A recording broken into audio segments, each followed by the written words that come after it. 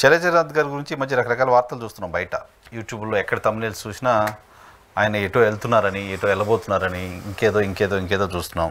YS Sharmila Reddy గారికి ఆయనకి ఏదో గ్యాప్ వచ్చిందని ప్రచారం చూస్తున్నాం. తమ్నేల్స్ మరి లోపలే ఉందో తెలియదు నాకు, ఆయనే ఉన్నారు కాబట్టి అడుగుదాం. ఏం సరే ఏమైంది, ఏం జరుగుతుంది? నమస్కారం. నమస్తే. లేదు కానీ గ్యాప్ అన్నది కాదు, జనరేషన్ తేడా, ఆలోచన విధానంలో తేడా. మా ఆలోచన విధానానికి కొత్త జనరేషన్కి తేడా కనిపిస్తుంది నాకైతే. సో మేము ఎప్పుడు కూడా మా ఆలోచన చేసినప్పుడు మేము చేసిన ఆలోచన ఏంటంటే గ్రాస్ రూట్ నుంచి ఏంటని ఆలోచన చేసేవాళ్ళం. యాక్చువల్లీ నేను కాంగ్రెస్ పార్టీ బాధ్యతలు తీసుకున్నప్పుడు ఇంకా చెప్పాల్సి వస్తే రగన్న ఎలక్షన్లు అయిపోయిన తర్వాత బాధ్యత వహించి రాజీనామా చేశారు ఆయన. 6 months ఖాళీగా ఉంది. ఆ 6 months ఖాళీగా ఉన్నప్పుడు నేను ఏఐసీ సెక్రటరీ కర్ణాటకలో ఉన్నా. కానీ సొంత రాష్ట్రం ఇట్లుంటే అని చెప్పేసి అప్పుడు వచ్చి దాన్ని చూసుకొని చిన్న కార్యక్రమాలు చేస్తూ వచ్చాం. సో దట్ ఈస్ ఆ రోజైతే ఇంకా మరీ అన్యాయమైన పరిస్థితి రాష్ట్రంలో.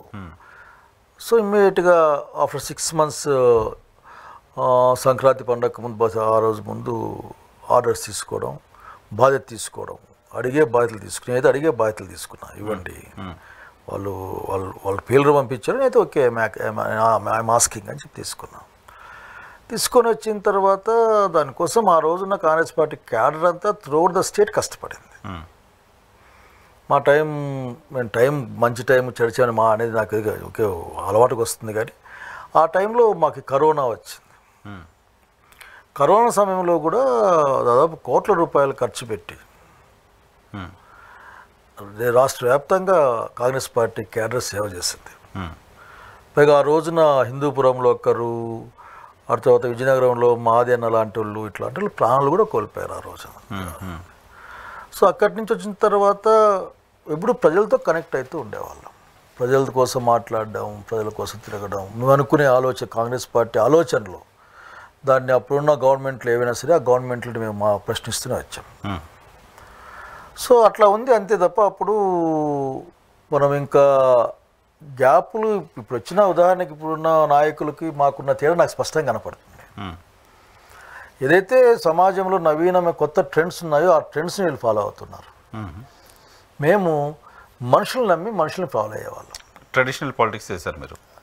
అంటే పాలిటిక్స్ అంటేనే మనుషుల కోసం కదా, కానీ మనుషులను నమ్మి చేసాం. దాని ఇంపాక్ట్ నాకు కనిపించింది. ఏంటంటే అర్థం సభ్యత్వ కార్యక్రమం చేశాం. Nobody expected lakhs of the మెంబర్స్ని ఆ రోజు కాంగ్రెస్ పార్టీలో ప్రణాళికబద్ధంగా జరిపించాం. ఒక్క సభ్యత్వం కూడా మేము ఆఖరికి లేని సభ్యత్వం పెట్టలేదు ఆ రోజున.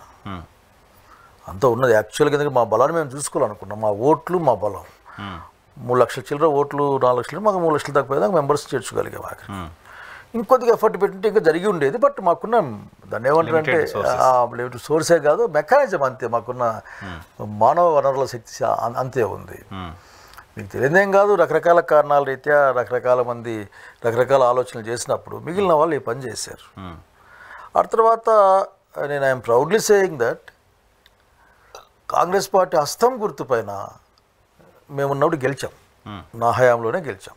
5 ఎంపీటీసీలు గెలిచాం, 1 వార్డు మెంబర్ గెలిచాం, దాదాపు 60-70 మంది సర్పంచులు గెలిచాం. ఇంకా మెంబర్లు నాకు 1000 మంది అట్లా రకరకాల. అంటే ఇవన్నీ కూడా పార్టీ బలంతో పాటుగా లోకల్గా ఉన్న కార్యకర్తల బలం. అది మాట చెప్పాల్సి వస్తే పెద్ద పెద్ద పంచాయతీలు గెలిచాం. అది మన విజయవాడ దగ్గర ఒక సైనిక్ స్కూల్ ఉంటుంది, ఊరు మర్చిపోతున్నాం, కోరుకొండ పంచాయతీల్లో కూడా మేమే గెలిచాం ఆ రోజు. సో ఈ విధంగా ముందుకెళ్ళిన ప్రయత్నం. అట్లాగే ఒక స్పష్టమైన డిమాండ్ని గవర్నమెంట్ మీద ఏ గవర్నమెంట్స్ ఉన్నా ఎవరైనా పెట్టేవాళ్ళం. ఏంటంటే ఈ రాష్ట్రానికి ఏం కావాలా, అట్లాగే దేశంలో భాగంగా రాష్ట్రంలోని జనానికి ఏం కావాలని పెట్టేవాళ్ళం. ఫర్ ఎగ్జాంపుల్ ప్రత్యేక తరగతి హోదా కోసం ప్రయత్నాలు చేసేవాళ్ళం.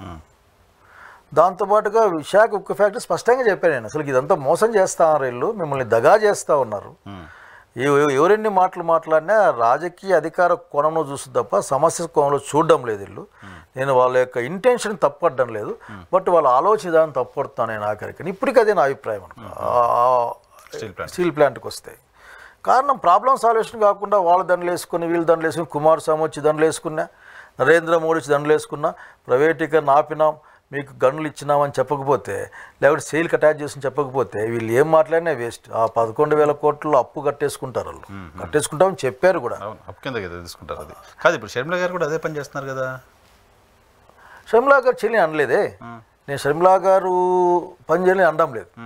ఆమె శైలిలో ఆమె పని చేస్తావు. మేమేం చేసామని చెప్పామంతే. ఉదాహరణకి కరోనా టైంలో కనీసం కుటుంబ సభ్యుడు చనిపోతే కూడా చూడడానికి ముట్టుకోవడానికి లేని కాలం. అవును, నేను నిజంగా మా కార్యకర్తల్ని నేను ఆఖరికి ఇప్పటికీ చాలా గౌరవంగా చూస్తాను వాళ్ళ పట్ల.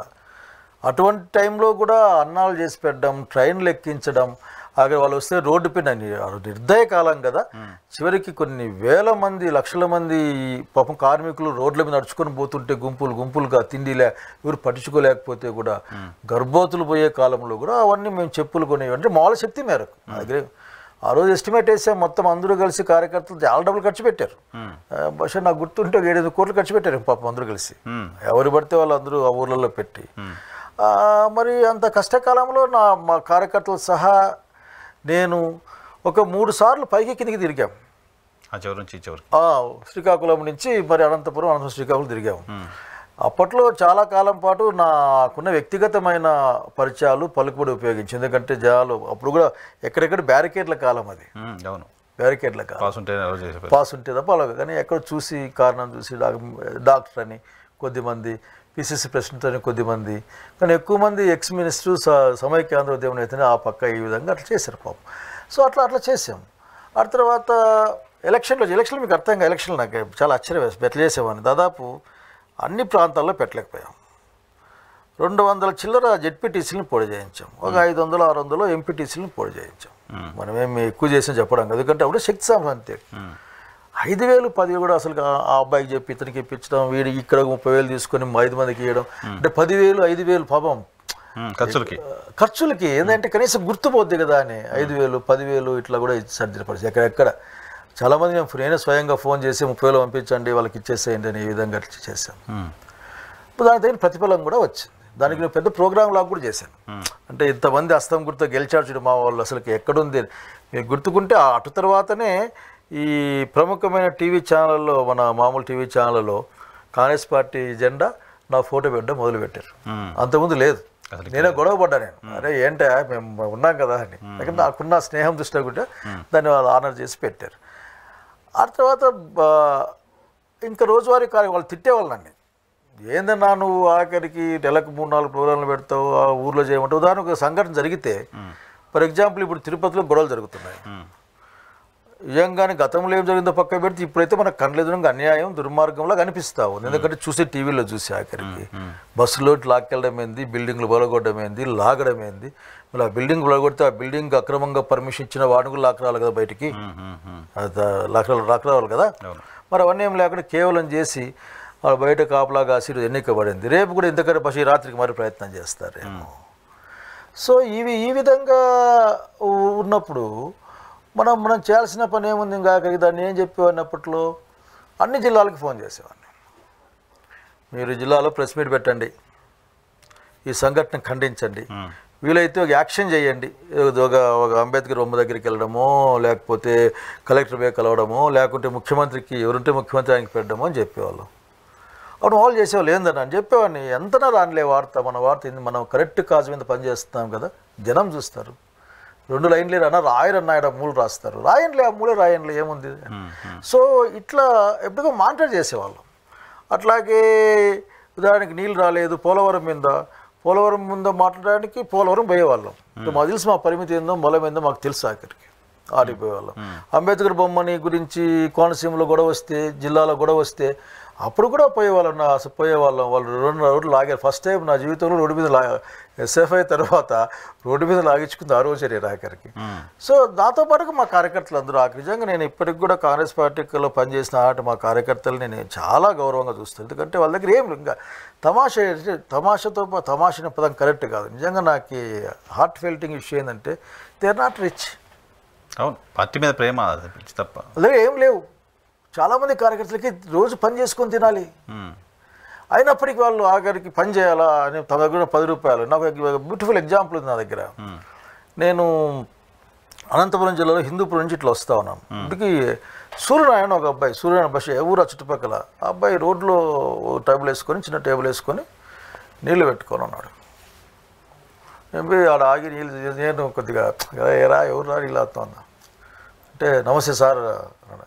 ఏమన్నా సార్, మొన్న నేను చూశాను సార్, మీరు ఇచ్చిన పిలుపు చూశాను సార్. నేను కాంగ్రెస్ పార్టీ సార్, మా కుటుంబం మాది, కానీ ఇప్పుడు మేము వైసీపీ కోటేసినాం సార్, కానీ మేము పాత కాంగ్రెస్లో సార్, కాబట్టి మా చేత ఏంది నీళ్ళు ఇవ్వడం సార్, కాబట్టి నేను 2 రోజుల నుంచి నీళ్ళు ఇస్తున్నాను సార్ అని. ఆ పాకెట్లు డబుల్ అంటే సార్ మనకి చీప్గా ఇచ్చినారు సార్ వీళ్ళు, మేము పంచుతామంటే అంటే అటువంటి రోజులు అవి. సో నేనేమంటా అంటే వాళ్ళని మనం జాగ్రత్త పరచుకోవాలి.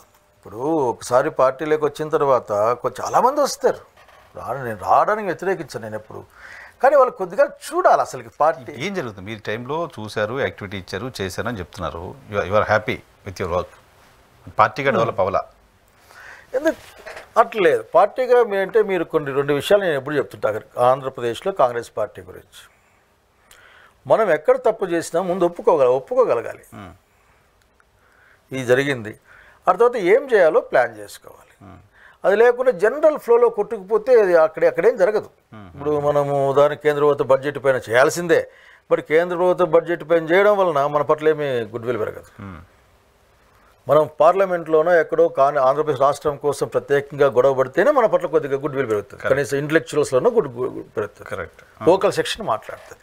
సో ఇట్లా ఈ రాష్ట్రానికి ప్రత్యేకంగా ఒక ప్లాన్ చేసుకొని పోవాల్సిన అవసరం.